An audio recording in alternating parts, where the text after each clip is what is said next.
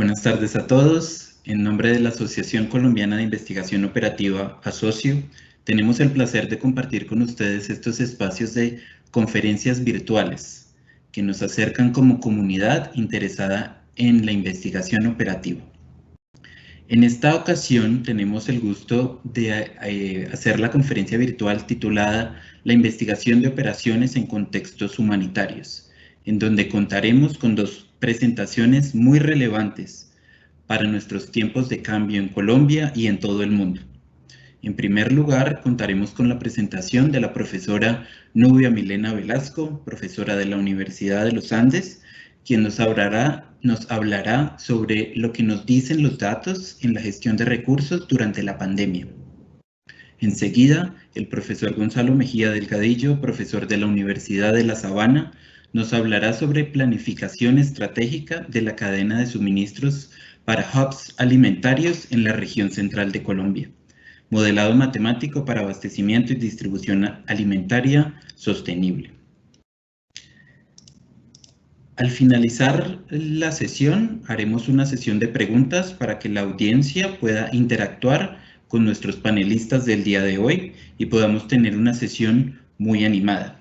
Para esto, los invito a todos a hacer uso de nuestra herramienta de preguntas y respuestas de Teams para hacer las preguntas que serán respondidas por los panelistas al finalizar las presentaciones. Por favor, no olviden indicar su nombre y su institución con fines informativos. Antes de iniciar, nos gustaría que todos puedan conocer un poco más sobre la Asociación Colombiana de Investigación Operativa, ASOCIO, e invitarlos muy cordialmente a unirse a la asociación, a participar activamente de nuestras actividades y los eventos que organizamos de manera permanente. Para esto, quiero darle la palabra a nuestra presidenta de la asociación, la profesora Elena Valentina Gutiérrez. Adelante, profesora. Muchísimas gracias, William. Buenas tardes para todos y bueno, para mí es un honor dar la bienvenida en esta segunda jornada de conferencias virtuales de nuestra asociación. Entonces, para darles la bienvenida y en compañía del profesor William Javier, quien nos estará moderando la sesión. El siguiente, Willy, por favor. Bueno, como ustedes saben, ASOCIO es la Asociación Colombiana de Investigación Operativa reconocida internacionalmente por IFORS y es una iniciativa de nuestra comunidad en Colombia para desarrollar, mejorar, aplicar, difundir y promocionar los métodos y las aplicaciones de la investigación de operaciones en cualquiera de sus ramas. En la asociación en este momento tenemos 10 miembros institucionales y más de 130 miembros activos que hacen que nuestra asociación esté en un proceso de maduración y crecimiento. Siguiente, Willy, por favor. Entonces, en el contexto del consejo directivo en el cual participamos profesores e investigadores de diferentes universidades y de regiones del país, dada la pandemia por cuenta del COVID-19 y todas estas situaciones que tenemos, quisimos crear un espacio precisamente para reunir a la comunidad con cierta periodicidad y dar a los colegas también un espacio para hacer difusión de sus trabajos de investigación. Entonces, las conferencias, siguiente Willy, por favor, estas conferencias virtuales que estamos haciendo tienen como objetivo precisamente brindar un espacio de reunión y difusión a nuestra comunidad de investigación de operaciones que contribuya con nuestros objetivos estratégicos de desarrollo, reunión y divulgación. Entonces, esta es, como les contaba, la segunda de las sesiones de jornada de conferencias. La idea es que vamos a hacer una cada 3 meses. Al final del primer trimestre tuvimos nuestra primera sesión dedicada a la investigación de operaciones en el contexto precisamente del COVID. En esa ocasión tuvimos también 2 conferencistas y habitualmente lo que vamos a hacer es preservar esta estructura que tenemos. Entonces hacemos esta presentación de la asociación, que es la que les estoy haciendo en este momento. Luego vamos a empezar a presentar los grupos de trabajo, que es lo que el profesor William nos va a hacer. Y luego viene el espacio de los conferencistas en el que ellos hacen sus presentaciones para tener al final un foro de discusión. Entonces, bienvenidos y muchas gracias a William por este esfuerzo organizando esta segunda jornada. Gracias, William. Muchas gracias, profesora Valentina. Yo quisiera también muy brevemente presentarles nuestro grupo de trabajo en logística humanitaria que hace parte de ASOCIO. Bueno, para los que no me conocen, mi nombre es William Guerrero, soy profesor asociado en la Facultad de Ingeniería de la Universidad de La Sabana y desde hace unos años coordino este grupo de trabajo en donde buscamos reunir un conjunto de investigadores, de grupos de investigación, universidades e instituciones en Colombia que se dediquen a la investigación y a la aplicación de la investigación operativa para el análisis y la mejora de cualquier operación logística que se relacione con la gestión del ciclo de un desastre y de las cadenas de suministro requeridas para dar respuesta a los desastres, bien sean naturales o realizadas por el hombre. En este grupo de trabajo pues tenemos varias actividades. En primer lugar, realizamos encuentros de la comunidad científica junto con profesionales e instituciones estratégicas para crear espacios de trabajo colaborativo y socialización de los proyectos. Fomentamos que hayan proyectos de investigación y publicaciones científicas en el ámbito humanitario y que haya estas publicaciones con instituciones aliadas para responder a las problemáticas humanitarias que tenemos en Colombia y en el mundo. Socializamos publicaciones científicas e investigaciones en logística humanitaria y también pues queremos aportar al desarrollo de la temática de logística humanitaria en los congresos de la asociación a través de la organización de tracks y tutoriales que estén enfocados en la logística humanitaria. Quiero mostrarles unas fotos de los eventos que hemos realizado previamente. Hemos realizado 2 simposios en logística humanitaria y cadenas de suministro disruptivas en la Universidad de La Sabana. Y muy pronto podrán recibir información sobre la tercera versión del simposio que se realizará en noviembre de este año. Este es un listado de los integrantes del grupo de trabajo que siempre está disponible para desarrollar con todos ustedes proyectos y eventos que estén enfocados en aplicar y difundir la investigación operativa con un énfasis en la acción humanitaria. Y todos los que estén interesados en hacer parte de este grupo de trabajo, los invito a que me escriban un correo y nos pongamos en contacto. Mi correo es william.guerrero1@unisabana.edu.co. Bueno, sin más preámbulo, nuestro primer punto en la agenda es la presentación titulada ¿Qué nos dicen los datos en la gestión de recursos durante la pandemia?, a cargo de la profesora Nubia Velasco. La profesora Nubia es profesora e investigadora en la Facultad de Administración de la Universidad de los Andes, es doctora en automatización informática aplicada de la Escuela de Minas de Nantes en Francia, es magíster en ingeniería industrial y es ingeniera química. Actualmente dirige el doctorado en administración de la Universidad de los Andes, es miembro de la Junta del International Foundation for Production Research y es directora de la Red de Doctorados en Administración en Colombia, REDAC. Adelante, profesora Nubia, muchas gracias por acompañarnos el día de hoy con su presentación. Gracias, William y Valentina, por la invitación y por la generosa presentación que haces de mí. Entonces, pues, si les parece y para respetar un poco el tiempo, voy a compartir la pantalla. Incluir sonido de equipo. Y vamos, creo que es esta la pantalla. No sé si están ya viendo ahí la presentación. Por favor, ¿me indican? Sí, ahí se ve. Listo.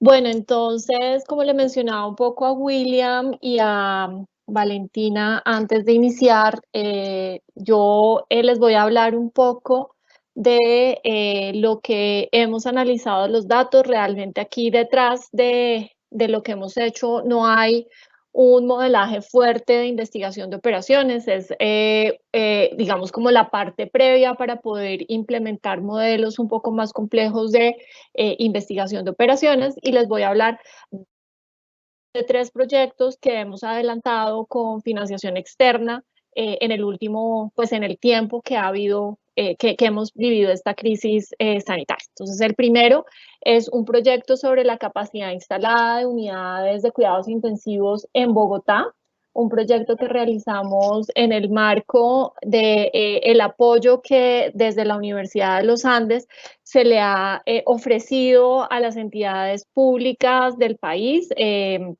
En este proyecto participan profesores de la Facultad de Medicina, profesores de diseño, de ingeniería y pues de otras universidades también. El segundo proyecto es uno que se realizó en el marco de la Alianza Caoba y pues del que tuvimos financiación por la MinCienciaTon, en el cual nosotros buscábamos analizar el efecto que ha tenido el COVID en eventos de salud no COVID. Desde el inicio de la pandemia, yo he tenido una preocupación muy grande que nos hemos concentrado mucho en el COVID, pero hemos descuidado otros eventos que el COVID ha afectado y pues que pueden llegar a afectar los recursos del sistema de salud si no les ponemos atención. Y este proyecto realizado con Caoba en el marco de la convocatoria de la MinCienciaTon le apunta un poco a eso.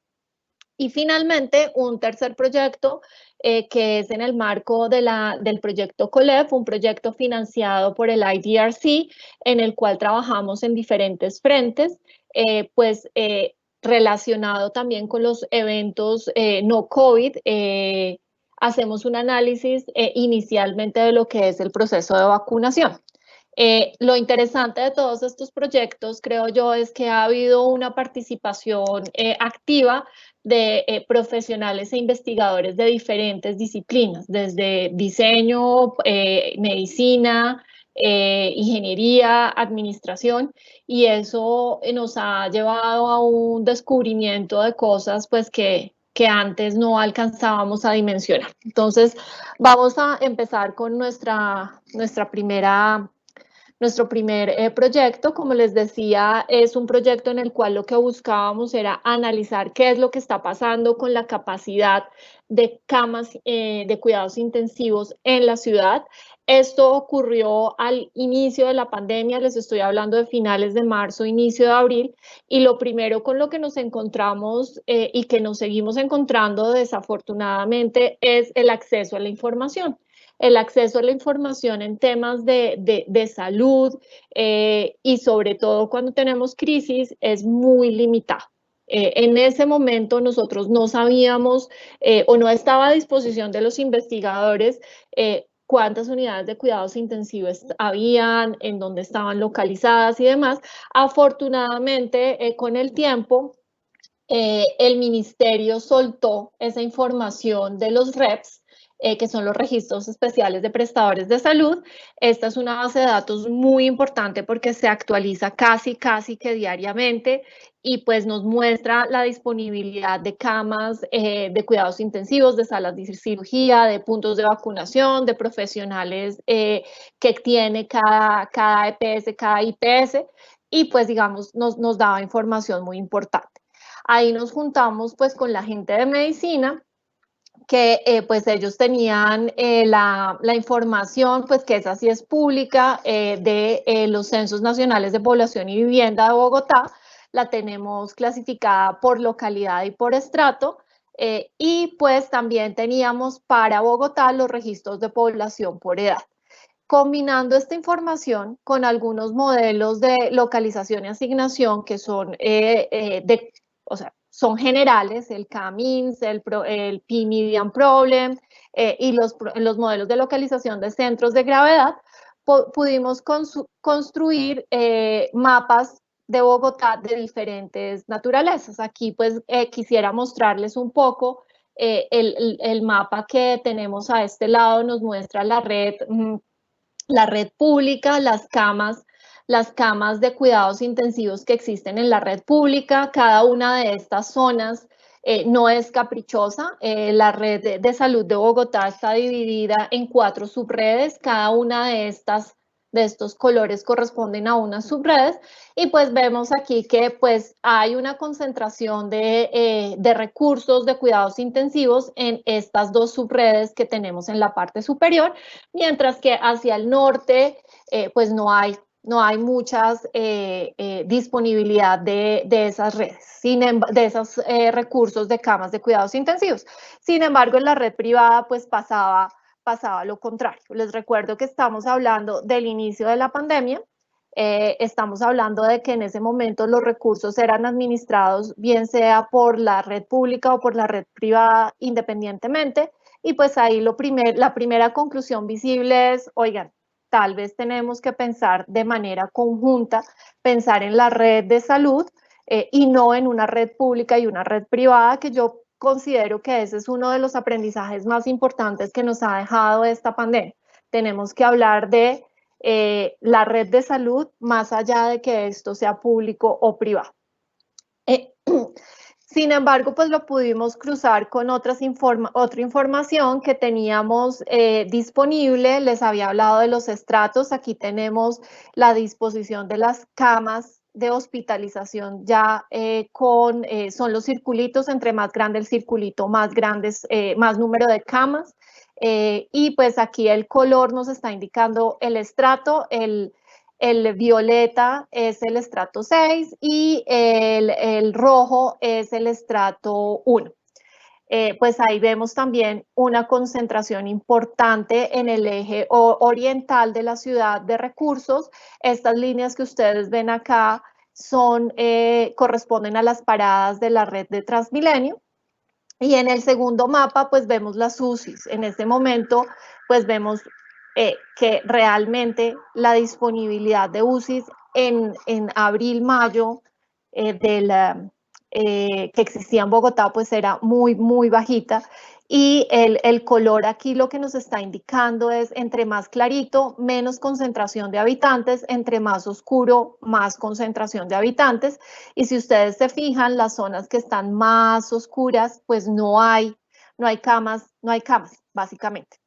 Entonces, combinado esto aquí con los modelos de localización, esto nos permitió dar algunas recomendaciones en ese momento, que es definitivamente se tenía que incrementar la capacidad hospitalaria en las zonas de estratos más bajos, que corresponden también a las más densamente pobladas.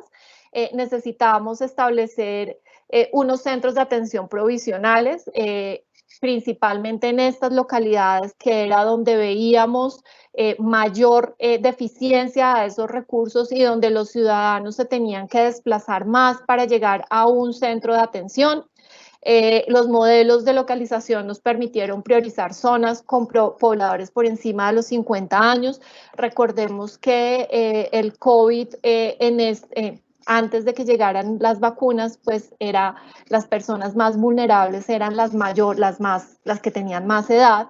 Y esas personas casualmente también estaban muy concentradas en estas localidades que presentaban también la característica de alta densidad poblacional y que eran de estratos más bajos y con menos disponibilidad de camas de cuidados intensivos. Aquí podríamos ver, por ejemplo, que en Bosa, pues las unidades de camas, el número de unidades de cuidados intensivos adulto era muy baja. El rojo nos indica entre más rojo, menos disponibilidad de recursos, y lo crítico acá es que no había ninguno que estuviera muy bien en disponibilidad de camas de cuidado de UCIs.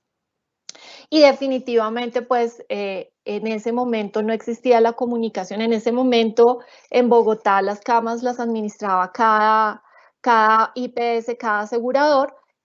Sin embargo, un tiempo después, pues la recomendación que veníamos haciendo fue escuchada o la descubrieron. Bueno, no puedo decir que es gracias al trabajo que nosotros hicimos, quisiera decirlo, pero no es así. Pues se juntaron las dos redes y las unidades de cuidados intensivos. Una vez estamos en una condición de alerta, pues vienen a ser manejadas por el Centro Regulador de Urgencias y Emergencias, el CRU en Bogotá, que es quien administra en ese momento los recursos, y eso le ha dado una mayor movilidad, mayor capacidad y una mejor gestión de recursos. Esa fue como una primera aproximación que tuvimos con el COVID. El segundo proyecto, les comentaba, es el que se realiza con Alianza Caoba, en el cual buscábamos evaluar el impacto del COVID en otras atenciones en salud. ¿Cuáles atenciones de salud? También nuevamente aquí teníamos que ver cuál era la disponibilidad de recursos. Entonces teníamos acceso a ciertas bases de datos del Civigila, CISPRO, el Censo Nacional, información del DANE, que son bases de datos administradas por estas entidades que tienen ahí y pues nos dan alguna información de ciertos eventos. Sin embargo, estas bases de datos solo las tuvimos disponibles o actualizadas más bien hasta marzo, abril del año pasado. Este es un proyecto que hicimos nuevamente entre varias personas. Al inicio les mostré quiénes estaban participando en este proyecto. La idea aquí era un poco, pues necesitamos saber qué pasan con estos eventos. Seleccionamos algunos eventos que considerábamos, según expertos, podían verse más afectados por la presencia del COVID, la enfermedad diarreica aguda, EDA, la tuberculosis, mortalidad infantil, el intento de suicidio, la diabetes y el exceso de mortalidad, que al transcurso, mientras íbamos desarrollando el proyecto, este indicador fue surgiendo como un indicador muy importante, no solamente para el país, sino que era una recomendación de la Organización Mundial de la Salud, que debíamos medir el exceso de mortalidad como una medida del impacto que había tenido el COVID en la mortalidad del país. Aquí entonces teníamos diferentes fuentes de datos, Civigila o CISPRO, teníamos estos datos, no sé si ustedes han tenido acceso a ellos, pero pues no hay un formato unificado en el cómo se presenten. Teníamos que procesarlo, teníamos que hacer un análisis de esos datos y pues para eso creamos unos modelos analíticos. El primero basado en análisis descriptivos que básicamente nos permitía medir la calidad de los datos o determinar la calidad de los datos que teníamos y ver a qué grado de detalle podíamos llegar. Actualmente la información que tenemos es a nivel nacional y a nivel anual. El pronóstico que se tiene es en el 2022 van a haber tantos casos de tuberculosis y eso es a nivel nacional, pero no tenemos información oficial a nivel de departamento o a nivel menor a un año, a meses, a semanas, a periodos epidemiológicos, y pues lo que necesitábamos era determinar cuál era el grado de detalle al que podíamos llegar. Luego venían unos modelos de pronóstico que pues eso se los voy a mostrar en más detalle. Para hacer esos modelos de pronóstico, lo primero que hicimos fue pues construir esas series de tiempo y ver qué era lo que estaba pasando, y eso es muy importante que tengamos en cuenta acá. Nosotros estábamos construyendo modelos de pronóstico basados en series de tiempo porque no teníamos más información que nos permitiera decir cómo se afectaban esos eventos de salud por otras variables. Entonces, decidimos hacerlo por series de tiempo, seleccionamos algunas métricas de calidad como el error absoluto porcentual medio, la raíz del error cuadrático medio, el AIC y el BIC, que es una medida que nos dice qué tan estables son esos modelos de pronósticos de acuerdo con los cambios que yo haga en los parámetros.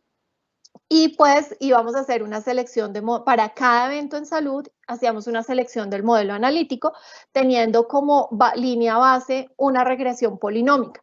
Con esos datos que teníamos de los eventos en salud, construimos una regresión polinómica que era la que nos permitía evaluar la calidad de esos otros modelos que íbamos a probar. Entonces nosotros sabíamos que habían eventos que tenían tendencia, que tenían estacionalidad, otros que tenían de pronto solo estacionalidad y no tendencia.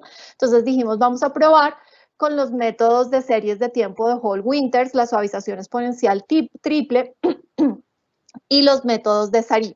Finalmente nos fuimos por los métodos de Sarima. ¿Por qué? Porque esos métodos nos mostraron tener mejores mediciones de error. Y a partir de esa selección de esos métodos Sarima, lo que hicimos fue construir ya el modelo analítico haciendo una división entre los datos que teníamos para el entrenamiento. Entonces, aquí teníamos que tener muy claro que habían eventos para los cuales contábamos información desde el 2010, 2015, pero había otros de los cuales teníamos poca información, porque además en eventos de salud pasa una característica bien particular, y es que los códigos pueden cambiar. Entonces la diabetes hoy incluye un tipo, pero mañana puede incluir o no otro tipo, y eso hace que los datos se cambien. Entonces nosotros necesitábamos revisar precisamente cuántos datos íbamos a tener para el entrenamiento, y pues lo íbamos a evaluar con las medidas de calidad antes ya ya determinadas. Hicimos entonces el conjunto de entrenamiento que nos permitía definir los parámetros de ese modelo. Esto lo montamos sobre las librerías de Python que nos permitían hacer la optimización de esos parámetros de acuerdo con estas métricas de calidad, y luego teníamos unos conjuntos de prueba que nos permitía evaluar la calidad del modelo. Nosotros incluimos una característica aquí, una medida que se utiliza mucho en temas de producción, que es la señal de rastreo.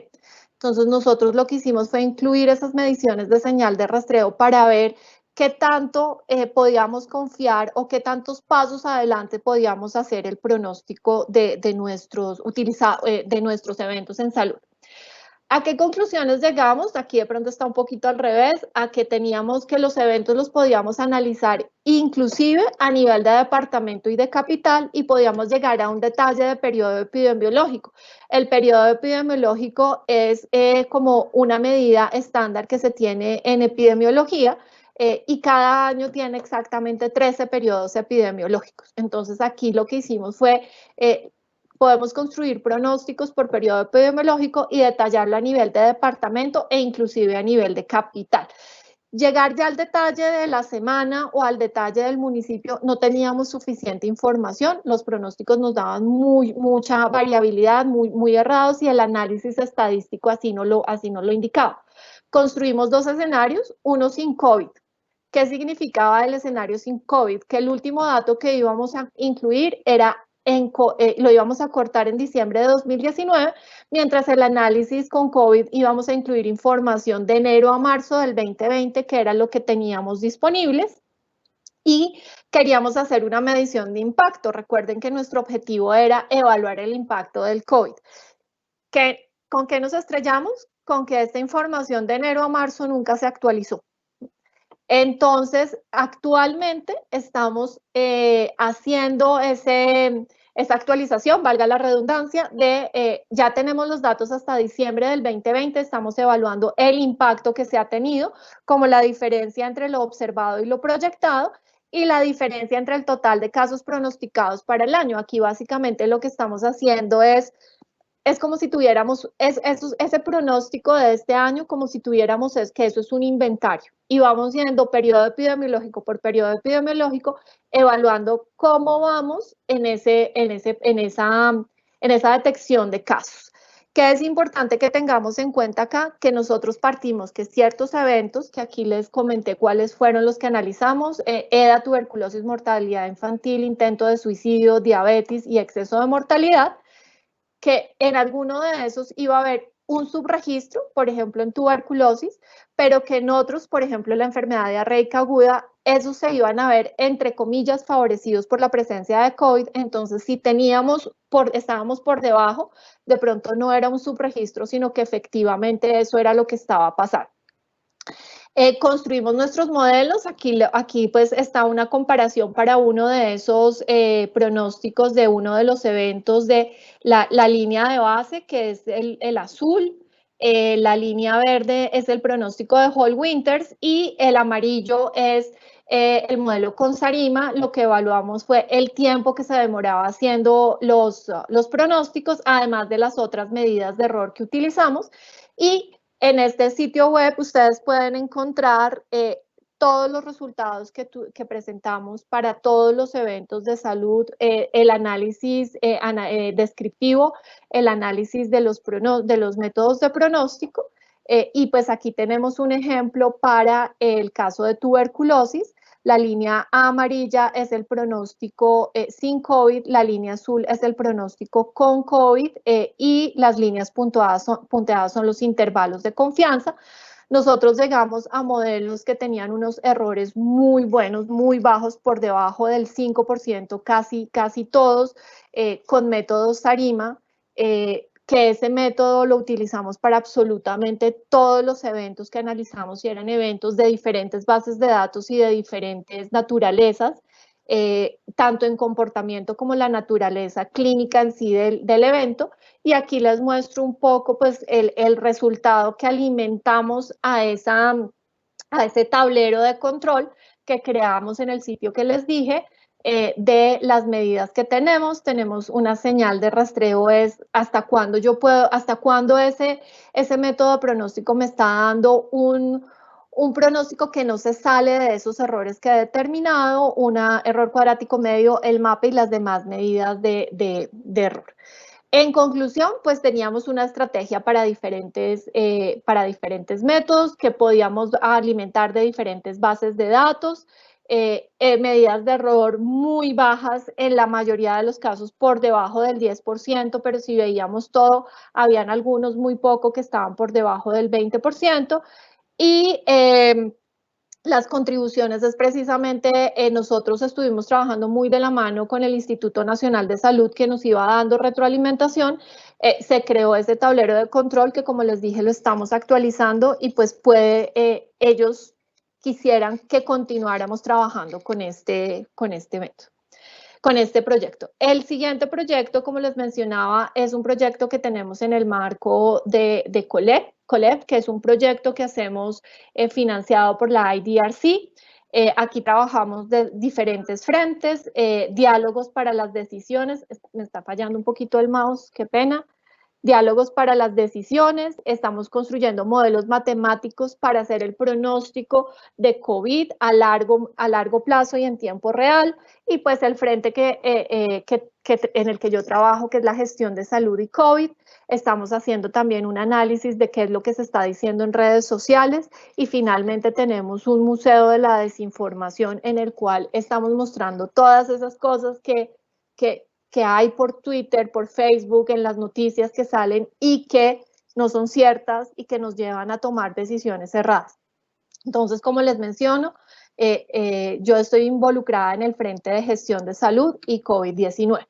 Y la primera parte que estamos haciendo es las vacunas. Al respecto, empezamos muy temprano en enero a decir, bueno, ya en febrero llegan las vacunas, ¿y qué? ¿Qué pasa? ¿Qué está pasando? Entonces, lo primero que nosotros nos dimos cuenta es, bueno, esto tiene un rol logístico muy importante. Yo creo que todos los que estamos acá podemos identificar los problemas logísticos que se han presentado en las vacunas en mayor o menor grado, los identificarán unos. Pero aquí, ¿por qué es importante? Porque en vacunación las metas de cada región son individuales, y eso nos lo evidenció el hecho que en Amazonas tuvimos que tener una estrategia diferente de vacunación a la que se tenía inclusive en San Andrés, que también se desvinculó a la estrategia nacional, y en el resto del país. Los recursos disponibles que tenemos acá y la distribución son diferentes para cada ciudad. No es lo mismo vacunar en Bogotá que vacunar en Buenaventura. Históricamente Buenaventura tiene unos indicadores de vacunación muy baja, y aquí nosotros necesitamos que la vacunación se haga. La capacidad de cada centro de vacunación se debe usar de manera diferente. ¿Por qué? Porque hoy en día vemos departamentos en los cuales el avance ha sido muy poco, pero es departamentos donde hay una alta dispersión. Adicionalmente, tenemos un esquema de vacunación de 2 dosis, que nosotros en el país tenemos experiencia en esquemas de vacunación con refuerzos, es cierto, pero no en esquemas de vacunación masivos y no en esquemas de vacunación en los cuales necesitamos cumplir con unos intervalos entre las dos vacunas que son definidos por los desarrolladores de vacunas, pero además que pues es que realmente en esta vacuna de COVID no tenemos mucha experiencia y mucho conocimiento, y finalmente estamos manejando un producto que es altamente perecedero y valioso hoy en día. Lo primero que nosotros nos dimos cuenta del análisis del Plan Nacional de Vacunación es que toda la logística de vacunación estaba dirigida a tratar esta vacuna de Pfizer. Se hablaba mucho de los cuartos fríos de almacenamiento, de los ultracongeladores, de que la vacuna llegaba a Bogotá y que ahí se distribuía a las regiones, pero no nos estaban hablando de qué pasaba en la región, en el centro de vacunación. Cómo iba a llegar esa vacuna ahí, cómo íbamos a garantizar las segundas dosis, qué iba a pasar con esas ausencias, con esos no-shows que se presentaran, qué iba a pasar con los desperdicios que se dieran de vacunas, y han sido problemas que después pues han llegado. Hoy mismo en Bogotá estamos viviendo esa situación. Aquí, no, con base en esa información, pero aquí no veo cómo le pongo el play, Willy, ayuda. No veo aquí aquí está. El tablero de vacunación se divide en 4 pestañas. Entonces desarrollamos un tablero de vacunación. Avance departamental, indicadores logísticos y análisis de capacidad. La primera y la segunda hoja son muy similares a lo que podemos encontrar en otros tableros, que son los indicadores de avance, mientras que nuestro diferencial son los indicadores logísticos y el análisis de capacidad. Entonces, rápidamente en la primera hoja están las métricas de avance de cobertura nacional, que contemplan las vacunas aplicadas, entregadas y el inventario actualizado a la fecha del día inmediatamente anterior. También se puede ver una tasa de vacunación diaria y una tasa de vacunación de la última semana, que es esta línea en rojo. En cuanto a población, pues se puede ver el avance según la población, donde el rojo es la población sin vacunar y el 8.3 es la población con esquema completo. También tenemos esta gráfica que muestra cuántas son las dosis asignadas por etapa. Acá considera 5 etapas, más el cinturón amazónico y San Andrés y Providencia, pues se están vacunando de manera independiente estas dos regiones. El avance porcentual nacional hasta el momento es 11.7%, considerando una población del 70% por 2, pues es un esquema de vacunación de 2 dosis. Y acá se muestra cuál es el avance ya discriminado por cada departamento, tanto en la gráfica como en un mapa de calor. En la segunda hoja tenemos unos indicadores similares, con la diferencia de que acá podemos filtrar por departamento. Entonces, digamos, estos son los datos específicos para el departamento de Amazonas. Igualmente tenemos un mapa de calor que está por etapas en cuanto a la asignación de primeras dosis y segundas dosis. Acá no aparece ninguno del cinturón amazónico ni San Andrés Providencia, porque están acá por lo que se están haciendo aparte.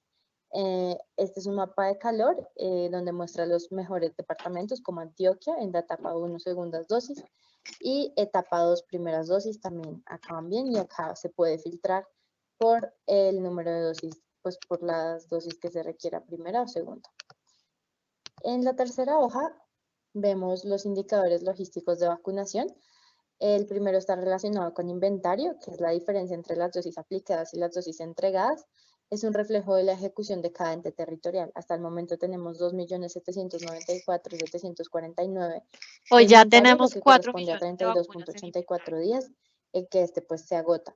Este es el mapa de calor que muestra cuál es el inventario por departamento. Departamentos como Antioquia nuevamente tienen mayor inventario y pues hasta rojo indica que es la menor cantidad de inventario, y como pueden ver la mayoría del mapa está rojo. El porcentaje de ejecución, por su parte, muestra las vacunas aplicadas sobre las vacunas entregadas para cada departamento, qué tan eficiente está siendo el departamento. Y acá en esta gráfica podemos ver cuántos días le faltan a cada departamento para acabar su vacunación. Entonces esto hace una simulación de los últimos 20 días y muestra cómo el avance en vacunación de cada departamento le reduce o no los días que le faltan de vacunación. Y acá podemos ver que se mantienen arriba los mismos. Buenaventura, Putumayo, Chocó, nunca cambian a través de los días. Por último, en esta hoja tenemos un análisis combinado que muestra la densidad de los casos activos por 10.000 habitantes, la densidad de dosis aplicadas por 10.000 dosis a aplicar y el avance de ejecución de vacunación. Lo que esto nos permite hacer es entender los escenarios de qué hacer. Entonces tenemos una densidad de casos activos baja, con una densidad de dosis aplicadas alta y un avance de ejecución bajo. Muestra que el departamento requiere desarrollar estrategias para mejorar su tasa de vacunación. Mientras que si la densidad de casos activos es baja, las dosis son altas y el avance de ejecución es alto, el departamento es deficiente. Y la última hoja muestra el análisis de capacidad de vacunación, y lo que dicen estos datos es todos los departamentos, cuántos puntos de vacunación habilitados tiene cada uno y qué tanto está vacunando ese punto. Entonces, estas barras de acá lo que nos presentan es cuál es la capacidad que yo estoy utilizando hasta el momento y cuál es la capacidad que necesito para cumplir mi meta. Entonces, como podemos ver acá, estos sobrepasan 1, esos departamentos quiere decir que podrían utilizar un poco menos, que se le podría asignar a departamentos como este que tienen, por ejemplo, 0.25. Bueno, ese es como el tablero de control que desarrollamos, y pues el lugar en el que lo pueden consultar está aquí. De ahí hemos sacado algunas conclusiones. El video que les acabo de mostrar no presenta lo que ha pasado en las últimas etapas de vacunación en el último mes. Lo que nosotros tenemos es que Afortunadamente, la tasa de vacunación se ha mantenido durante el mes de junio por encima de las 200.000 dosis en promedio. Sin embargo, hay algo que pasa los domingos. A pesar, por ejemplo, que el domingo pasado, el fin de semana pasado, hubo una alta afluencia de personas a vacunarse, el domingo la tasa baja muchísimo y eso es algo que no deberíamos permitir, que deberíamos mantener siempre muy alto, todos los días la tasa de vacunación muy alta. ¿Qué podemos hacer para mantener esa tasa alta? Ahí ya la respuesta está más en los incentivos que le demos a la población para vacunarse. La apertura de las etapas y la liberación de ciertas restricciones, ahí hay un error, perdón, ha generado la H que quedó acá sin la A, se quedó allá con la otra. Entonces, bueno, la apertura de las etapas y la liberación ha generado incrementos en la vacunación diaria. Nosotros podemos ver cómo cuando se dice hoy entran los de 35, los de 40, 45, 50, cómo esos días hay un pico de vacunación importante y afortunadamente esos picos de vacunación se han mantenido durante ese mes. Yo creo que la buena noticia que nosotros tenemos de este análisis es que deberíamos estar, yo creo que orgullosos de que el país tiene la capacidad para poder vacunar rápidamente. El país cuenta con los recursos para hacer una vacunación muy ágil. Tenemos que hacer una búsqueda activa de esas personas que se tienen que ir a vacunar. Tenemos que hacer una mejor difusión de la información. Hoy en día ustedes han escuchado que en Antioquia y que en Bogotá no aparecen las segundas dosis y esto es definitivamente porque hay una desconexión entre lo que están haciendo, no hay una comunicación entre los que están manejando el proceso de vacunación y las personas que conocen de la actividad logística. No ha habido una planeación de la gestión de ese inventario en los puntos de vacunación y tenemos atomizado 4 millones de vacunas en más de 4.000 puntos de vacunación permanentes que hay en el país, esto sin contar los transitorios como son los que hay en los centros comerciales. Eso hace que cada punto de vacunación tenga un poquito de vacunas y ustedes saben que ahí la gestión se hace muy, muy difícil. También otra conclusión que vemos de esa simulación que hicimos de los días que nos faltan para vacunar es que definitivamente hay departamentos que requieren esquemas de vacunación diferenciales. Es el caso de Vichada, es el caso de Buenaventura, es el caso de Chocó, en donde el esquema de vacunación debe ser diferente. Y yo quisiera terminar mostrándoles esta gráfica. En esta gráfica, la línea roja nos está mostrando la capacidad que nosotros necesitamos tener para vacunar y terminar el 31 de diciembre de este año. Miren lo que ha pasado en los últimos días. Hemos superado de lejos esa capacidad por punto de vacunación y yo creo que así nos deberíamos mantener. La gráfica de abajo lo que nos muestra es cuántos días nos faltan para terminar la vacunación. La línea verde nos está mostrando cuántos días nos faltan en el año. La línea roja lo que nos está mostrando es cuántos días nos falta si nosotros vacunáramos a la tasa promedio que hemos vacunado en la última semana.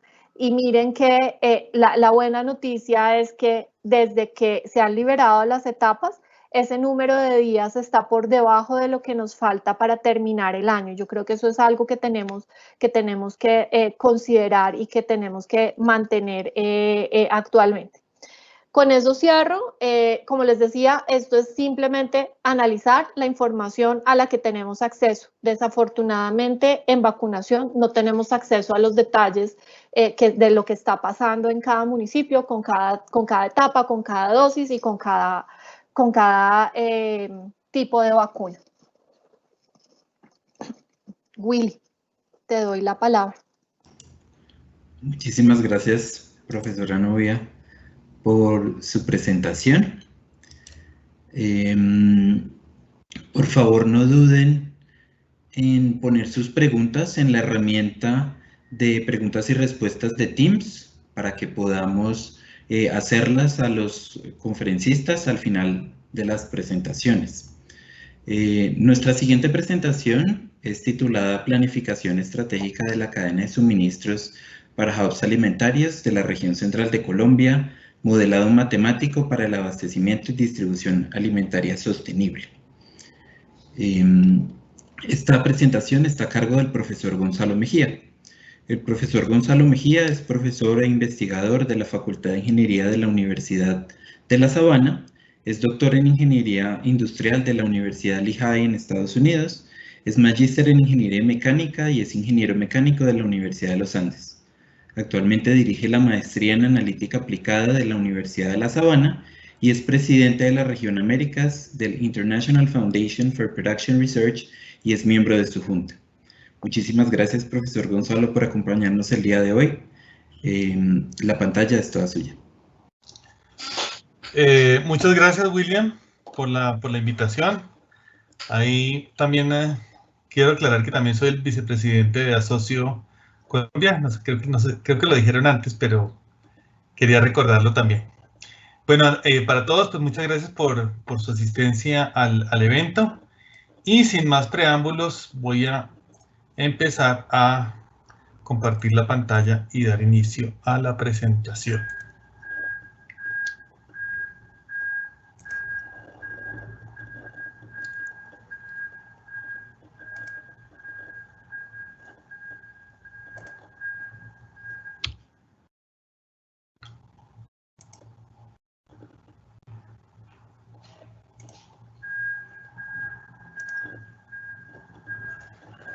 Bueno, entonces, como ustedes pueden ver, pues el título de esta presentación se llama Planificación Estratégica de la Cadena de Suministro para Hubs Alimentarios en Colombia Central. Es un enfoque de abastecimiento y distribución alimentaria sostenible. Este es también otro tema que ha generado mucho interés recientemente gracias a la pandemia, desafortunadamente, pues, porque debe ser un tema que frecuentemente debería estar en la agenda no solo de los gobiernos, sino también de las personas comunes y corrientes, del ciudadano de a pie. Bueno, este proyecto lo vengo desarrollando desde hace ya varios años con el profesor Jairo Jarrín, también de la Universidad de La Sabana, la estudiante de maestría Daniela Granados, las estudiantes de pregrado Erika Molano, Alejandra Castellanos y Natalia Mallorquín. Este proyecto también ha sido, digamos, apoyado por lo que es la FAO, y lo que es la región central de Colombia, lo que se llama la RAPI, Región Administrativa de Planeación Especial. Bueno, entonces, ¿de qué se trata esto? Digamos, la primera pregunta que yo siempre hago es, ¿por qué existe la intermediación? Pensemos en una cadena de suministros en las cuales nosotros tenemos unos productores, que la mayoría en nuestro país son pequeños productores, el 90 y tanto % en número son pequeños productores, que van a enviar su producto a las grandes ciudades, presumiblemente a Bogotá, Cali, Barranquilla, etcétera, etcétera. ¿Y a qué recurren ellos? Ellos recurren a la intermediación. Para ellos es muy complicado llevar este producto directamente entre lo que es sus parcelas por allá en el campo colombiano, digamos en Boyacá o en todos los departamentos del país, llevarlos a las grandes ciudades. Entonces, recurren a intermediarios. ¿Por qué? Básicamente, esta es la respuesta, porque es la mejor alternativa para traer grandes cantidades de alimentos a centros urbanos. Aquí la pregunta que siempre sale, sí, pero es que yo conozco una app por allá que me traen directamente del campo a la ciudad. De acuerdo, pero ¿cuánto le traen? Estamos hablando de un problema de seguridad alimentaria, un problema, digamos, humanitario, no un problema de traer, no sé, el producto orgánico, el producto hidropónico, que se traen pequeñas cantidades para un mercado muy, muy específico. Pero si hablamos de seguridad alimentaria, y ustedes miran cifras, casi todo, digamos en el caso de Bogotá, se hace a través de lo que es la central de abastos Corabastos. Nosotros conocemos los problemas de los intermediarios y creo que todos los conocemos desde hace mucho tiempo, los leemos en la prensa. Digamos, incrementan el valor del producto. Es que lo que le pagan al productor allá en el campo es un 30% de lo que paga el consumidor final aquí en la ciudad. ¿Dónde se queda ese diferencial? Pues en los intermediarios. En el señor del camión, el intermediario en Corabastos, en el supermercado, en el tendero, etcétera, etcétera. Y el producto no solo no gana valor, sino también se deteriora, ¿sí? Aumenta también los problemas de pérdidas y desperdicios por un exceso de manipulación. Y ustedes lo ven también en las noticias. Generalmente dicen, no, es que lo que me pagan a mí no cubre ni siquiera los costos de producción. A la hora de yo sacar la cosecha, lo que tengo que pagar en jornales sobrepasa a lo que me van a dar a mí los intermediarios por mi producto. Entonces, la reacción inmediata es, quitémoslos, destruyamos los intermediarios y traigamos directamente el campo a la ciudad. Pero hay unos problemas. Bueno, por eso coloco acá en esta diapositiva. Pero, ¿qué pasa con los intermediarios? También son parte del tejido social. Ellos no son personas ajenas a los productores, a los agricultores. Ellos son el amigo, el vecino, el tendero, el señor del camión que trae ese producto a la ciudad. Facilita la comercialización. Ellos conocen ambos extremos de la cadena de suministro. Conocen al pequeño productor y también conocen al comerciante en Corabastos. Y esa negociación no es simple. No siempre la puede llevar a cabo el pequeño productor en pequeñas cantidades. Entonces, este intermediario facilita la comercialización y también facilita lo que se llaman las economías de escala. Y en últimas le prestan un servicio a estos productores. Entonces, bueno, tenemos los dos lados del problema. Por un lado, sabemos los problemas que tienen los intermediarios, que incrementan el costo, se quedan con una gran porción de lo que es el precio del producto agrícola, del alimento, pero también facilitan la comercialización en los centros urbanos. Como no podemos desconocer estos problemas, entonces necesitamos una solución integral. Suena, digamos, a frase de cajón, ¿no? Que beneficia a todos los actores de la cadena. Pero esto, curiosamente, casi nunca se piensa. Dicen, es que hay que beneficiar al pequeño productor. Claro, pero también hay que pensar en los otros actores de la cadena, como son los intermediarios y también los consumidores. Curiosamente, en los consumidores casi nadie piensa. Casi todas las políticas son pensando en pequeños productores. Entonces, aquí lo que proponemos es justamente un modelo integral que beneficie a todos. Y este modelo, pues yo les voy a mostrar, digamos, los detalles matemáticos, un poco ahí del modelo y cómo se resolvió, pero también un poco como hacia dónde va esto. Esto, ¿quién lo está utilizando? Si es un paper muy bonito o si tiene algo más, digamos, de utilidad en la vida real. Bueno, entonces, ¿cuál es la propuesta? Entonces, es generar o colocar o localizar unos hubs alimentarios, el término en inglés son los food hubs, que consoliden esa demanda, más bien, esa oferta por parte de los productores campesinos y que tengan en cuenta la realidad de ellos, ¿sí? Vemos todo el tiempo salen, no, que vamos a hacer un proyecto productivo por allá en Nariño, en Arauca, que no sé qué, pero casi nunca se piensa en la logística, siempre piensan en mejorar la siembra, en mejorar la cosecha, las mejores prácticas agrícolas, las mejores prácticas de manipulación, pero el detalle logístico, que no es detalle, casi nunca se ve. Bueno, entonces, ¿por qué esta propuesta? Entonces, aquí ustedes lo pueden leer, consolidar la oferta productiva, sabemos que consolidar la oferta aumenta la eficiencia del sistema por simples economías de escala. Si ustedes simplemente miran cuánto vale una tonelada por kilómetro en una tractomula o en un camión pequeño, las diferencias son enormes. O sea, es mucho más barato transportar en camiones grandes que en camiones pequeños. Entonces, generaría ahorros en transporte, también en manipulación. O sea, estamos tratando de atacar todos los problemas e involucraría a todos, bueno, o casi todos, porque tal vez se nos quede por ahí alguien, los actores de la cadena. Ahí ustedes ven un enlace, si a alguien le interesa, yo se lo mando con mucho gusto, que habla justamente de este problema que ocurrió el año pasado con la crisis de la papa, ¿sí? Que todos vimos que los pequeños productores salían con sus bultos de papa allá. Esto se hubiese podido solucionar de alguna forma con un modelo como el que se está proponiendo en esta investigación. Bueno, esto no es nuevo, esto existe. Existen los food hubs en Estados Unidos, así con ese nombre, el modelo de Chupal en la India, comercialización de lichis son como mangostinos, como mamoncillos, por ahí en la China, el tea de Darjeeling en la India, inclusive el café de Colombia aquí en nuestro país, aunque es un modelo un poco diferente, pero de alguna forma es lo mismo.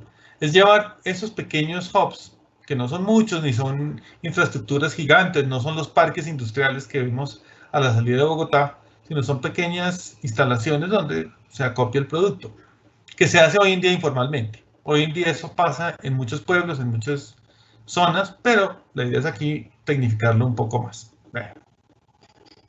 Esto ya lo propuse, digamos, en lo que es eso que ustedes ven ahí, o no sé si lo ven, el Plan Maestro y Seguridad Alimentaria de Bogotá. Entonces, esto nos lleva a estas preguntas de investigación. Digamos, la principal es la primera. ¿Cómo pueden estos hubs rurales en economías emergentes, tenemos que adaptar ese modelo a nuestra realidad, volverse una estrategia sostenible? Entonces ya sabemos las dimensiones de la sostenibilidad, que sea rentable, por un lado, por supuesto, que sea amigable con el medio ambiente y que también tenga un componente de responsabilidad social. Y lo otro es, bueno, ya en términos más matemáticos, más de investigación de operaciones, es dónde los ubicamos. ¿Qué queremos? Maximizar esa cobertura, pero también pensando en el tema de rentabilidad. Ahí podemos tener debates sobre cuál es la mejor función objetivo, pero pues ahora lo discutiremos allí. Entonces, el estudio, aquí está el artículo. Si alguien lo quiere, yo le mando el link o lo pueden ustedes tomarle la foto, escanearlo, lo que sea. Ahí están los detalles del artículo. Bueno, entonces, ¿de qué se trata el modelo? Digamos que la mayoría de los modelos que nosotros conocemos en investigación de operaciones son el modelo del transporte. Ustedes ya se lo saben de memoria, que tengo unas fuentes, unos destinos y tengo que determinar las cantidades. Esos modelos son interesantes, pero no consideran ciertas particularidades de lo que es, digamos, la distribución agrícola en nuestro país. Ahí, en esos modelos del transporte y sus derivados, consideramos que un solo ente central tiene control sobre toda la cadena de suministro, lo cual acá no es cierto. ¿Por qué? Porque el agricultor no es un empleado, no es parte de la red de los hubs, ni es parte tampoco de los intermediarios, son actores diferentes. Y esto nos lleva a otro tipo de modelo.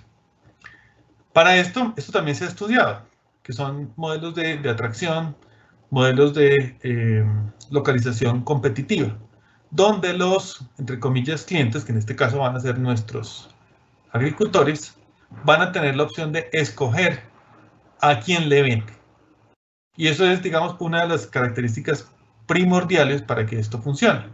Que yo no estoy forzando a nadie a venderle a nadie. Esto no lo digo yo, esto está documentado en la literatura. Y no la literatura de investigación de operaciones, sino la literatura, digamos, de sistemas alimentarios que han funcionado en el mundo en términos de armonizar la producción de los pequeños productores con lo que es enviar, digamos, grandes cantidades de productos, bien sea para procesamiento o para consumo directo. Bueno, entonces, esto es lo que nosotros tenemos. Eso que ustedes ven allá, SODA, CLR, SEX, son términos que utiliza actualmente la RAPE para sus, digamos, en sus presentaciones, en sus estudios. Entonces tenemos lo que son las zonas de desarrollo alimentario, que son, no es otra cosa que los productores, los sitios donde se producen los alimentos. Tenemos unos corredores logísticos regionales, que son pues, las carreteras, y tenemos las zonas, los SECs, que son las zonas estratégicas de consumo. Aquí la propuesta es que estos señores, que son los pequeños productores que ustedes ven acá, van a escoger a quién le venden, pues, y van a tener, en teoría, pues la tecnología. Esto se está haciendo en la vida real para que estas personas tengan acceso a sistemas de información que va, digamos, a mantener y a gestionar la RAPE, la región central, donde ellos pueden escoger a quién le venden. Y entonces, mediante Internet, ellos se pueden conectar ya directamente con transportadores, con plazas de mercado, etcétera, etcétera, y así escoger el destino de sus productos, que finalmente pues, van a llegar acá a las grandes ciudades. Entonces, ¿qué es lo que va a ocurrir acá? Nosotros tenemos esos productores tenemos unos equipamientos que son plazas de mercado, son zonas donde se pueden, digamos, comercializar estos productos.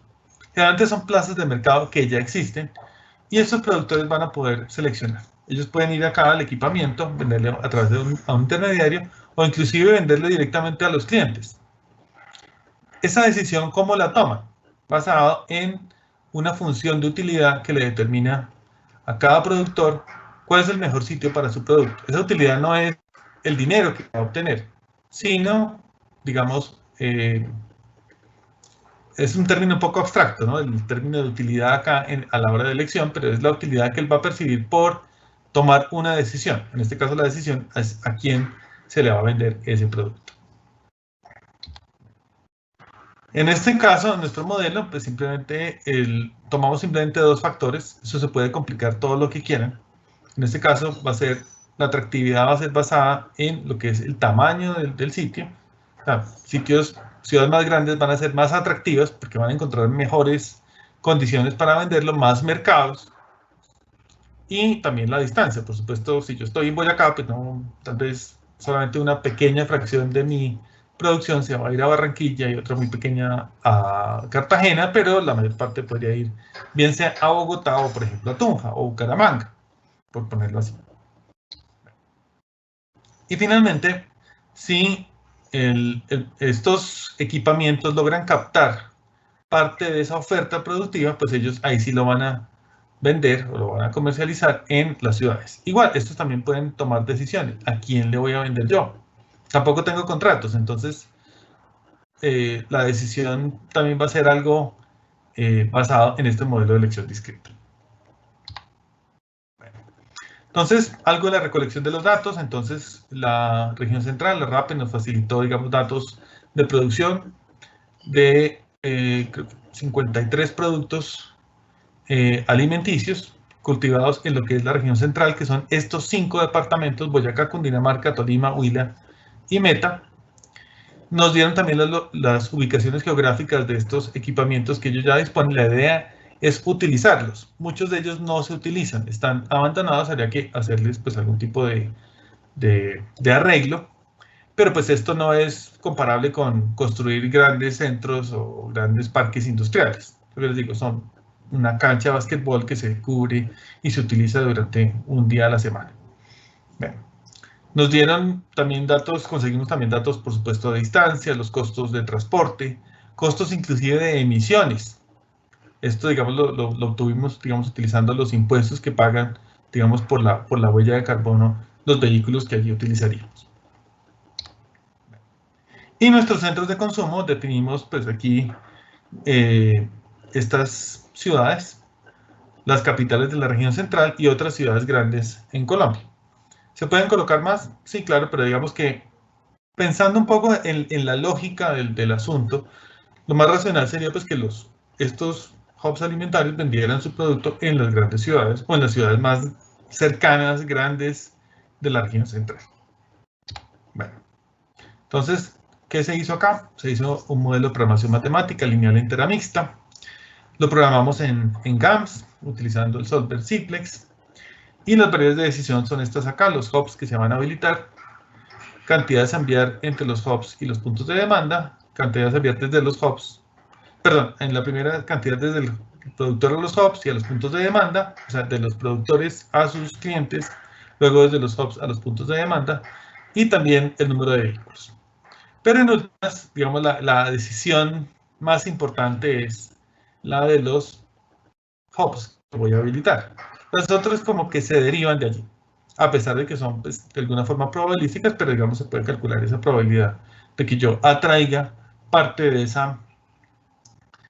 esa oferta hacia el hub logístico.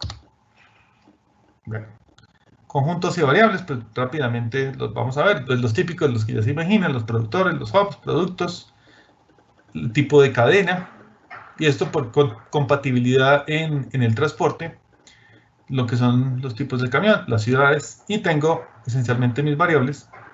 Ahí me faltó la variable de apertura, pero lo vamos a ver ahora después. Las cantidades, los camiones y las variables de apertura de estos hubs. El modelo, pues digamos que obviamente pues tiene un gran número de variables y restricciones. En este caso, lo que hicimos fue maximizar la utilidad neta, es decir, la diferencia entre el ingreso y los costos, pensando desde el punto de vista, hubo debate sobre esto, desde el punto de vista de un operador logístico. Yo le voy a vender esto a un operador logístico, alguien que quiera realmente hacerse cargo de esta operación. La restricción realmente interesante es la 2, que es la que me determina cuál es la probabilidad de que un productor le venda a un hub. Y eso está basado en un modelo de atractividad. Hay varios modelos de atractividad, hay unos con regresión logística. Aquí utilizamos uno, digamos, en esta primera aproximación, es lo que se llama el modelo de gravedad de Hoff, que básicamente me dice la atractividad de un sitio es proporcional a su tamaño y a la distancia que hay desde el productor al hub logístico. Ahí también incluimos las ciudades, porque el hub también puede venderle a las ciudades. Y hay unos exponentes que ustedes, ahí no sé si alcancen a ver, el delta y el gamma, que digamos son lo que yo puedo variar de alguna forma. Y lo que yo puedo mejorar para obtener una mayor atractividad por parte del hub. Esto lo puedo hacer con campañas en el campo, lo puedo hacer haciendo, eventualmente pagando mejores precios, aunque esto no está contemplado acá. Bueno, muchas formas. El resto, digamos, de las restricciones que ustedes ven allí, de la 3 a la 9, son esencialmente restricciones de balance y de capacidad. Digamos, ahí están las de balance de masa, están la de balance de camiones. Colocamos, por ejemplo, una mínima utilización de los camiones y ya. Y pues obviamente la 10, pues que es la restricción de dominio de las variables. ¿Qué pasó? Pues como siempre, estos modelos, cuando uno los hace en la vida real, pues son demasiado grandes. Entonces hicimos una fase 1 con una solución heurística, con unos algoritmos clásicos en lo que es localización de instalaciones, que son el add y el drop. Ahí que hicimos, pues básicamente miramos cuáles eran las plantas que siempre habría y cuáles eran las que nunca habría. Entonces, digamos, hicimos un filtrado, digamos, adicional. De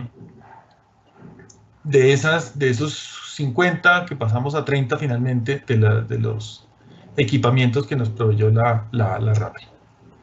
Estos algoritmos se hicieron en Python y se utilizaron pues, dos librerías que son clásicas, que son la Pandas y la NumPy. Y en la fase 2, con este filtrado, ya lo corrimos ya en GAM. Tomó bastante tiempo correrlo por las diferentes combinaciones de parámetros que tenía y pues para encontrar, digamos, soluciones no necesariamente óptimas, pero sí por lo menos enteras dentro de con un gap, con una brecha, digamos, menor al 3 o 2%. Si queríamos la solución óptima, pues ya era cuestión de muchas horas y pues realmente tampoco valía la pena. Bueno.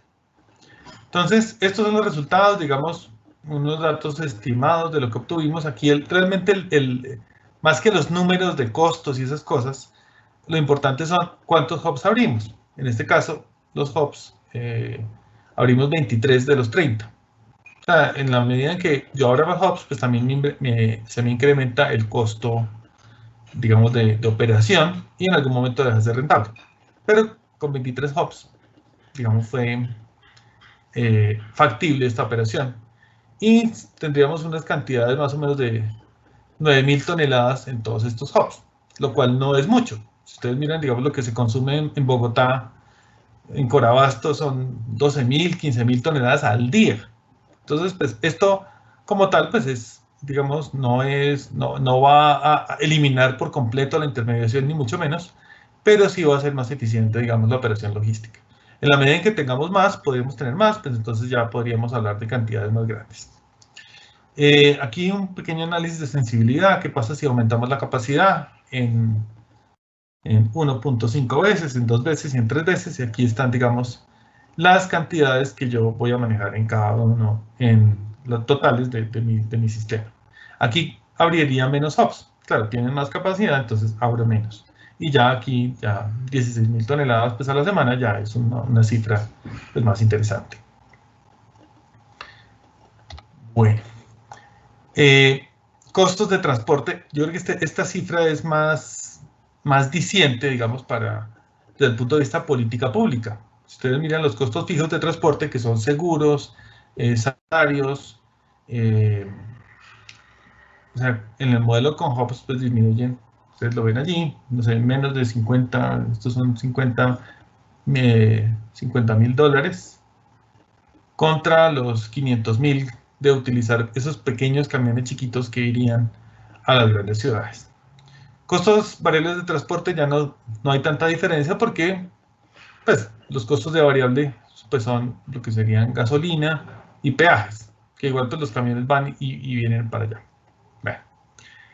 Importante también es, desde el punto de vista sostenibilidad ambiental, este modelo con hubs reduciría en un porcentaje gigantesco lo que son las emisiones, por tener muchos menos camiones que en el otro caso. El papel aguanta todo. Claro, pero por lo menos tenemos unas cifras que han servido como insumo para diseñar esta política pública. Bueno, este sería, digamos, un mapa como de la red. Y ahí pues se ven más o menos como las principales conexiones entre los productores y los hubs, siendo pues los productores, pues los que están allí no saben los puntos, pero digamos que los arcos son los que conectan los hubs, que son estos puntos en color naranja. En cuanto a toneladas totales comercializadas por los hubs, pues vemos que muchas se concentran en lo que es digamos el Huila, Quindío, Tolima, y también en lo que es la región de Boyacá, alrededor de Duitama. Bueno. Así podríamos, digamos, mirar muchas más de estas gráficas, pero, digamos, pasemos propiamente como al modelo de negocio. Entonces, bueno, ahora vienen las grandes preguntas. Bueno, ¿y quién va a manejar eso? Entonces, necesitamos unos operadores logísticos confiables. Esto no es fácil. Esto se ha intentado durante mucho tiempo y inclusive las cadenas de retail, grandes supermercados, grandes superficies, todavía no tienen una cadena de suministro muy bien especializada. Digamos, no hay operadores logísticos que vayan al campo. Y la razón es evidente, es muy costoso, las vías son muy malas y pues no, básicamente no es rentable. Pero podríamos, digamos, utilizar, no sé, alguna forma de gestión que involucre allí mismo a los intermediarios, que los intermediarios se profesionalicen y ellos sean parte de este sistema. Importante es decirle que esto tiene que tener un pago en efectivo. ¿Qué es lo que pasa con muchos de estos modelos de negocio que no funcionan? Porque, claro, les pagan a 90 días o a, qué sé yo, 60 días a los productores. Obviamente esto no es atractivo para ellos en una economía donde todo es el efectivo. Bueno, los sistemas de información que requerirían para, digamos, saber dónde hay más demanda, qué sembrar, que es otra de las problemáticas que tenemos acá. Ya hay aplicaciones, ya hay prototipos funcionales que yo conozco, que yo inclusive participé en el diseño, el sistema SIA-RAPE, Sistema de Información Agrícola. Entonces, esto es parte de una realidad. ¿Quién lo está utilizando? Este modelo lo está utilizando justamente la FAO. Ellos justamente están diseñando este modelo de los hubs logísticos. Claro, si ustedes miran lo que ellos proponen, y hay diferencias, por supuesto. Alguien me decía, no, pero es que usted, ¿por qué lo pone en Duitama? Porque Duitama queda, no sé, a 5 kilómetros de la carretera central. Claro, obviamente esos detalles no los capta el modelo. La FAO colocó uno en Granada. Es que no, es que Granada es un centro más importante agrícola. Claro, cosas que, digamos, desde el escritorio en la oficina, pues no se ven, pero pues que ya se pueden pulir con estas entidades que están allí en el día a día. Pero hay mucho por hacer en estos modelos. En algunas conclusiones, la más importante es que este modelo puede ser rentable, pero depende de qué qué tanta cantidad, qué tanta oferta son capaces de producir estos hubs, es decir, cómo hacemos que sean atractivos para los productores. Entonces, pues ahí les di algunas ideas, que son solo eso, ideas. Pagarles en efectivo, utilizar sistemas de información, bueno, inclusive pagarles el transporte, eso se hace.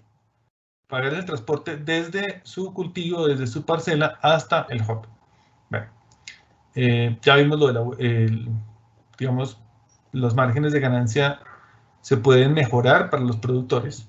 O sea, como la operación es tan rentable, si nos atenemos simplemente a las cifras que se manejan hoy en el medio, de cuánto paga el intermediario del productor y en cuánto se vende el producto en los centros poblados, en los centros urbanos, utilizamos nosotros ese margen acá, eso es súper rentable. Si nosotros no somos tan ambiciosos y queremos, digamos, de alguna forma beneficiar al productor y reducir un poco esos márgenes, para el productor también podría ser muy atractivo, porque le van a pagar más. También tendría un impacto directo en la huella de carbono, etcétera, etcétera. Bueno. Y pues, de alguna forma buscamos con esto involucrar a todos los intermediarios en el mercado. Vuelvo y repito, el papel aguanta todo, pero se está implementando. O sea, alguien ha oído de esto y alguien está pensando, esta estrategia puede funcionar. Que las cifras no sean las que están en el modelo, porque toda la incertidumbre que tenemos es posible, pero por lo menos estamos dando algunos pasos en la implementación de sistemas de apoyo a la decisión basados en modelos matemáticos de investigación de operaciones. Para terminar, quería hacerles una invitación. Tenemos un seminario el 24 de junio, es decir, el próximo jueves. Ahí les doy el código QR y el acceso a Internet. Es sobre las tiendas de barrio. Como dice allí, el resurgimiento de la tienda de barrio, diagnóstico, retos y futuro. Tenemos un invitado súper de lujo, que es el profesor Jean-François. Él ha estado varias veces en Colombia. Es experto en lo que es gestión de estas pequeñas tiendas que ellos denominan nanostores. Y va a dar sus perspectivas de lo que él ha visto en el mundo, de cuál es la mejor, digamos, las mejores estrategias que se están, digamos, desarrollando actualmente, muchas de ellas con las tecnologías de la industria 4.0 en el mundo. En el mundo no, como dicen, no es lo mismo Dinamarca que Cundinamarca, no, el mundo es países en África, países en Asia y obviamente en Latinoamérica también. Bueno, también tenemos la participación de los gremios, de FENALCO, del Grupo Médico, que es una consultora muy importante en el canal tradicional. Bavari a través de su plataforma Tienda Cerca, que es una estrategia que ha desarrollado para acercar el tendero a la tecnología. La Fundación Lógica, que también tiene unos proyectos súper interesantes, y una empresa peruana que se llama, pues es una multinacional, pero digamos el conferencista es peruano en la empresa Alicop. Entonces ahí les dejo el dato. Si alguien no tiene la cámara, no tiene el celular a la mano, se le olvidó, simplemente me escribe, ahora les doy mis datos y los invito muy cordialmente. Eso sí, les recomiendo vayan temprano porque los cupos son limitados. Y bueno, eso es todo lo que quería comentarles hoy. Quedo muy pendiente de sus comentarios, observaciones y como siempre, pues siempre a sus órdenes. Ahí está mi correo electrónico si me quieren escribir. Igual, pues bueno, si son miembros de la asociación, estamos pues fácilmente en contacto. Bueno, muchas gracias. Muchísimas gracias, profesor Gonzalo. Muchísimas gracias, profesora Novia, también por sus presentaciones. Les recuerdo a los asistentes que pueden utilizar la herramienta de preguntas y respuestas de Teams para pues, hacer sus preguntas. No tenemos mucho tiempo, pero si ustedes escriben sus preguntas allí, pues podemos responderlas de pronto por correo electrónico a las que no alcancemos a responder en vivo. Yo quisiera hacerles una pregunta a ambos conferencistas. Quisiera preguntarles sobre su experiencia, sobre este trabajo que están desarrollando, cómo han logrado ambos llevar más allá, digamos, del paper sí, de un modelo que, como dice Gonzalo, queda en papel.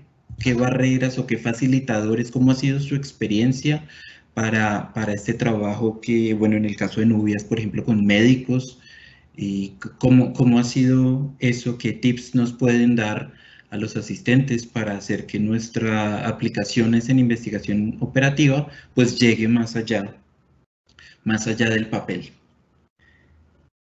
No sé quién quisiera ser el primero en responder. Profesora. Sabía que me ibas a botar el balón primero, Gonzalo. No, miren, no es fácil. William y Gonzalo saben que yo llevo 16 años trabajando con médicos y realmente solo hasta hace tal vez un par de años que los directores de hospitales, que los secretarios de salud se acercan a decirnos, oiga, venga, muéstrame qué es lo que está haciendo, eso que usted está haciendo es como importante, como que nos puede ayudar, como que cómo trabajamos juntos. Entonces yo creo que una cosa es que la perseverancia, eso por un lado. Por otro lado, también creo que no es solo perseverancia, es también entender un poco ese contexto en el que se están moviendo. Yo creo que somos, cada uno de nuestras disciplinas hablamos unos lenguajes diferentes y es intentar hablar el mismo lenguaje de los demás, que yo creo que eso es como, uno diría, pues eso es como obvio, sí, pero no es fácil y tal vez tener, yo no sé si la palabra correcta sea la humildad, sí, pero creo que sí va, es que a mí en esto de vacunas, por ejemplo, una vez dije algo así como que, bueno, pero es que una inyección lo pone cualquiera, ¿sí?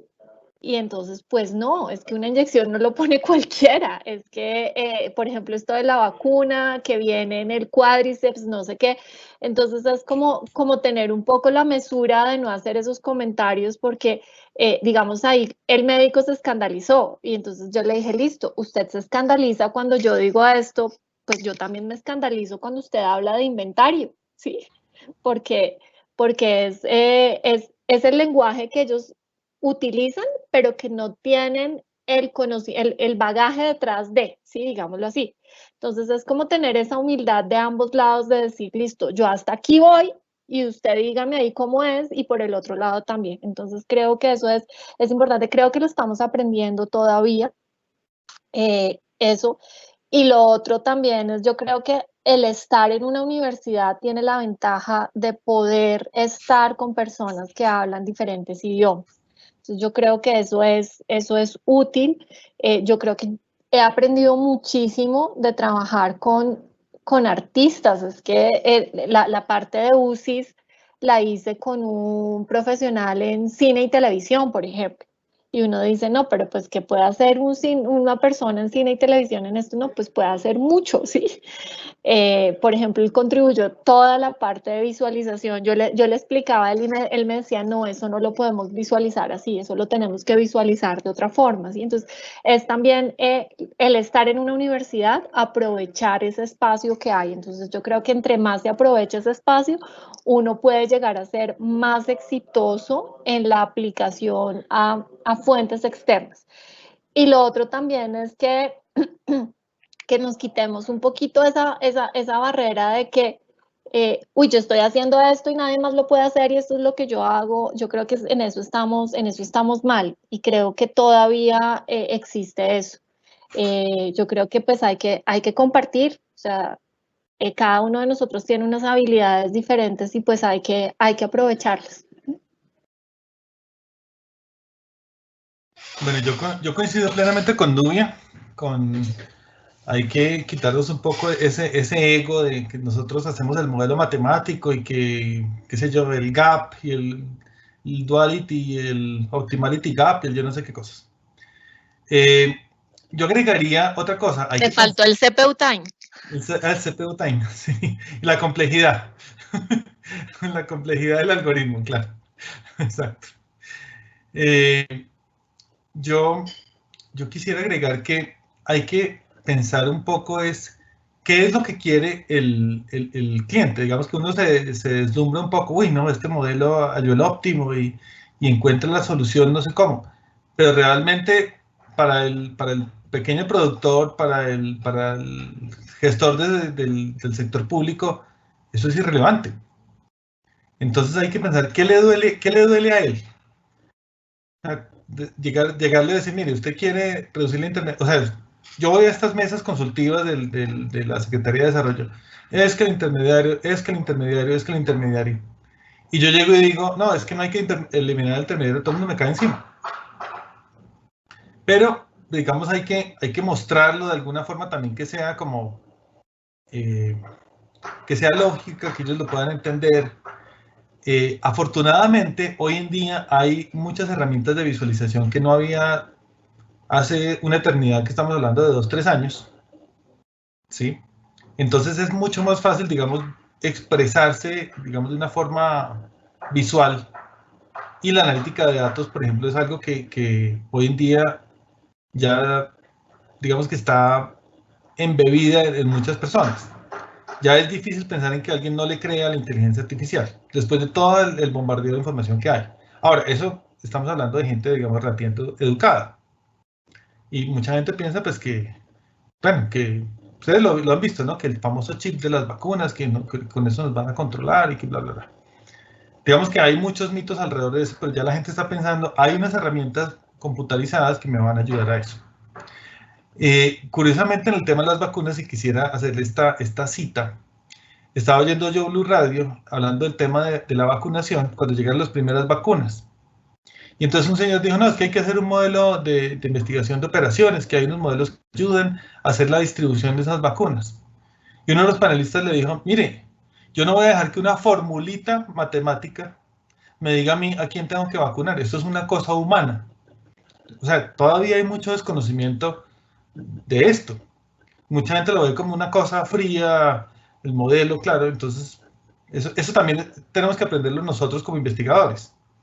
Que no es el óptimo, sino hay unas personas ahí involucradas y pues hay que hablar un lenguaje no común, porque eso no lo vamos a lograr, pero por lo menos tratar de entendernos en esa torre de Babel. Muchas gracias a los dos por sus respuestas. En el chat nos escribe Manuel Camacho, quien nos quiere hacer esta pregunta para la profesora Nubia. La pregunta es, ¿cuáles son las recomendaciones para desarrollar el plan de vacunación en regiones apartadas? Dices que existe la necesidad de proponer incentivos para la vacunación y pues qué recomendaciones se pueden proponer en este aspecto. Bueno, ¿me recuerdas el nombre de la persona? ¿Manuel? Manuel Camacho. Manuel, tu pregunta es supremamente importante porque cuando les mostraba la simulación que hicimos de los días que faltan para hacer una vacunación, que pues una simulación es una palabra bastante grande para lo que hay detrás de ese cálculo, pues veíamos que siempre los departamentos que quedan arriba son departamentos donde la población es dispersa. Actualmente, si estamos hablando de la vacuna contra el COVID, digamos que eso tiene una ventaja y es que para que el COVID se transmita, se contagie, pues se necesita que haya aglomeraciones de personas. Entonces, de cierta manera, hay tranquilidad en el sentido que en esa población que está en zonas apartadas y dispersas, la enfermedad naturalmente está controlada porque no hay aglomeraciones. Sin embargo, lo que sí ocurre es que aquí, en estos casos, hay que hacer algo que los epidemiólogos llaman vacunación extramural. Y lo que hay que hacer es ir a vacunar a las personas a la casa o cerca de la casa, ¿sí? Porque no hay puntos de vacunación y las personas por sí solas no van a ir. Entonces es un poco hacer esa búsqueda activa y esa vacunación extramural, pero imagínense lo que hay que hacer para poder hacer esa vacunación extramural. Imagínense todo el potencial de herramientas de investigación de operaciones que pueda haber ahí para poder hacer esa vacunación extramural. Primero hay que hacer una programación de los días de vacunación. Segundo, hay que hacer un diseño de esas rutas de vacunación. Hay que hacer una asignación de recursos. Hay que georreferenciar las personas que se van a vacunar. Y como muy bien lo dijo Gonzalo, afortunadamente hoy existen unas herramientas que hace 2 o 3 años no existían y que adicionalmente son gratis. Entonces eso es una ventaja que nosotros como investigadores tenemos a la mano. Entonces, hay unos esquemas de atención domiciliaria para hacer esas vacunaciones extramurales que son bien importantes a seguir. Lo otro que me preguntabas, ¿cuál era? Las recomendaciones para proponer incentivos a la vacunación. Ok. Hay una cosa que nosotros no hemos utilizado como ventaja, y es que nosotros somos uno de los últimos países que está avanzando en el plan de vacunación y tenemos espejos en todo el mundo sobre las experiencias negativas de las cuales aprender. Definitivamente necesitamos incentivos diferentes para que las personas vayan a vacunarse. Entonces, no son incentivos que salen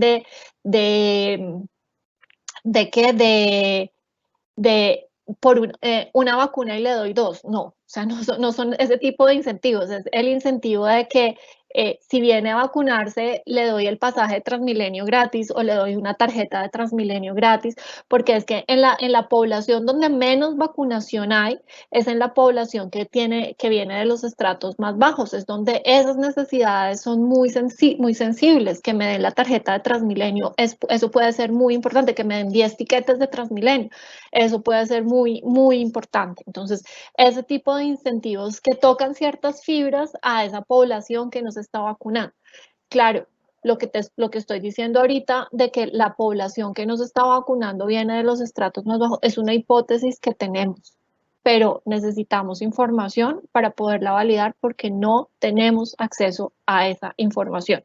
Entonces, eso por un lado.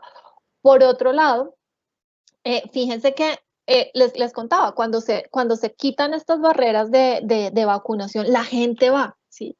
Entonces, hay que quitar las barreras de vacunación en estas poblaciones que son dispersas, en las poblaciones vulnerables. Por ejemplo, una preocupación que nosotros tenemos hoy en día es la población vulnerable, son los migrantes venezolanos, es la población de la calle que no está censada, es la población que sufre algún tipo de enfermedad y no está diagnosticada. Entonces, hay una población vulnerable, tenemos esa preocupación. ¿Cómo vamos a hacer para llegarle a esas personas con vacunas? O sea, ¿qué tenemos que hacer?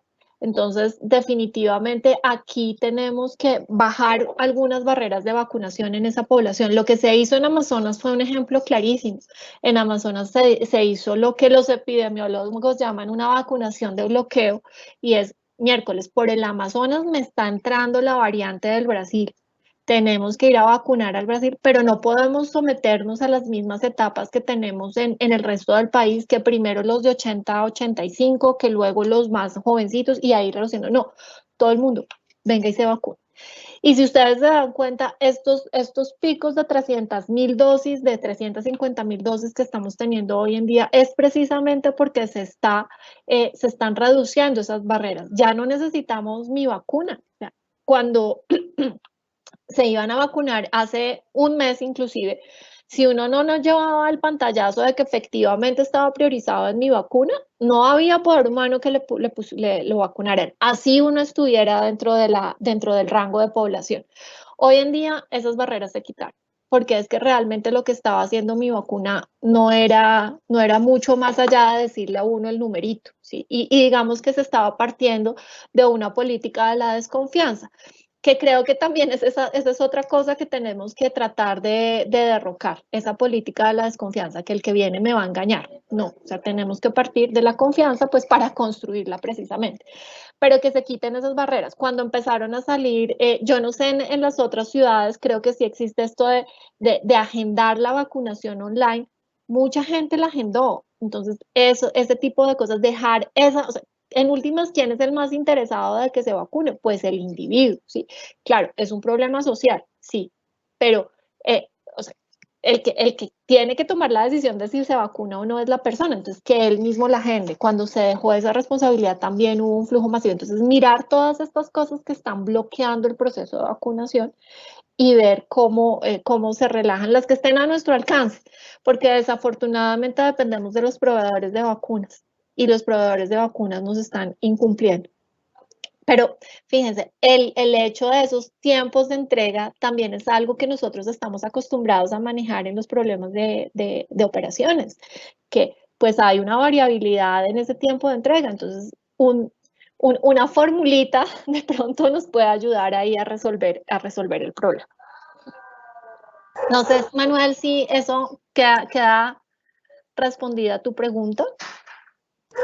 Yo estoy seguro de que sí.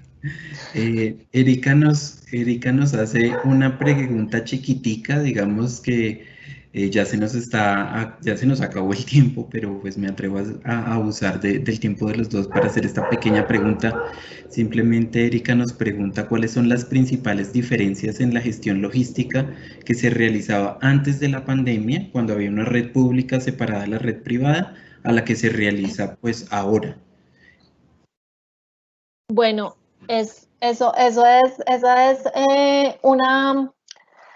una respuesta bien interesante. Antes, por lo menos en Bogotá, nuestro sistema de salud estaba organizado en 4 redes de salud públicas, que eran las que les mostraba en el mapa inicialmente. Cada una de esas redes funcionaba de una manera independiente y la red pública solo contaba con los recursos de la red pública. Eso significaba que dentro de y eso es algo nuevo, eso es algo que implementó el anterior secretario de Salud, Luis Gonzalo Morales, y en el cual pues tuve la fortuna de trabajar en ese diseño. Entonces, eso es algo relativamente nuevo, que la subred estuviera organizada, que la red de salud estuviera organizada en subredes es nuevo, pero cada una de esas subredes era independiente y autónoma. Eso significaba que los recursos eran compartidos. Sin embargo, la red privada funcionaba aparte. Y el sistema de salud, si yo estoy afiliada, pues voy a esa red privada y cuento con esos recursos de esa red privada. Pero si estoy en el régimen subsidiado, entonces voy a la red pública y pues ahí me atienden y ahí tengo todo mi servicio y cuento con esos recursos de esa red privada, pública, perdón, ¿sí? Entonces, la diferencia es esa, que habían unos recursos disponibles y cada uno contaba con sus recursos. Cuando yo junto, pues todos sabemos, eso es más eficiente, poder contar con los recursos del sistema es más eficiente que contar con los recursos por separado. Es un poco también la lógica que se maneja en los hospitales. Entonces, en los hospitales hay diferentes unidades y cada unidad tiene sus recursos y estos recursos no me los usa nadie porque es que estos son de mi unidad, así en pediatría estén necesitando una unidad de cuidados intensivos, no, mentiras, ese es un mal ejemplo, una bomba de infusión y la necesitan y en cirugía la tienen y no la están usando, en cirugía no se la pasa a pediatría porque es que son mis recursos. Esa es una manera ineficiente de ver los recursos. Lo mismo pasaba en el sistema antes. En el momento en el que ocurre la pandemia, todo pasa, digamos, por una solidaridad conjunta a hacer del sistema de salud. En últimas, el que se beneficia ahí es el ciudadano. Y ese es otro de los cambios que se debe dar en el sistema de salud y es uno de los cambios de los que hablan los hospitales 4.0, ¿no? Que el servicio debe estar centrado en el paciente para poder hacerle trazabilidad y demás. Entonces, creo que esa es principalmente la manera en la cual se gestionan y se asignan los recursos. Bueno, muchísimas gracias. Ya para cerrar el evento, quiero agradecerle muy especialmente a los panelistas, al profesor Gonzalo y la profesora Nubia, a todos los asistentes también que han hecho posible el evento en esta tarde de hoy. Quiero agradecerle a la Facultad de Ingeniería y al Centro de Tecnologías para la Academia de la Universidad de La Sabana por apoyarnos con la organización y el desarrollo del evento. Y también, pues para despedirnos, queremos recalcar que la asociación Asocio es muy activa y que todos están muy invitados a ser parte de las conferencias virtuales, los tutoriales, los congresos y los simposios, en donde buscamos integrar más a la comunidad que está interesada en la investigación operativa. y también pues los invito a visitar nuestro sitio web para estar enterados de todas nuestras actividades. Quiero desearles a todos una feliz tarde y nos vemos en las próximas oportunidades. Gracias. Buenas tardes para todos. Gracias, William. Muchas gracias a todos.